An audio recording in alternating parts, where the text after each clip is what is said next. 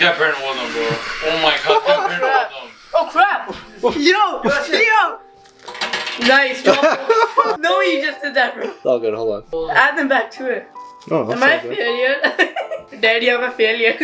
Here's how you can make beavertails, which is basically fried dough. It was good. I'm at my cousin's place and we decided to make something a bit sweet. I don't know why he's eating it like this. So there's a lot of different toppings you can put on a beavertail. This one is gonna be s'mores. Water, yeast, and sugar.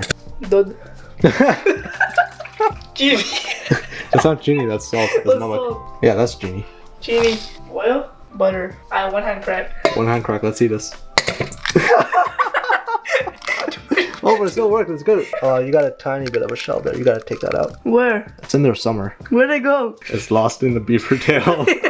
Then we'll add a bit of vanilla and whisk. Once it's whisked, I'll slowly incorporate all-purpose flour until the dough comes together, then cover and let this rest for about a half an hour. Once it's rested, we'll slice these up into segments and then make dough balls and flatten them out to the shape of a beaver tail. Then with my knife, I'm going to carefully score this so it looks even more like a beaver tail and preheat my oil to 350 degrees so we can fry them. I got it perfect. I don't know how long I'm gonna cook this for. I tell it looks golden brown, you know? That's what every chef says, bro.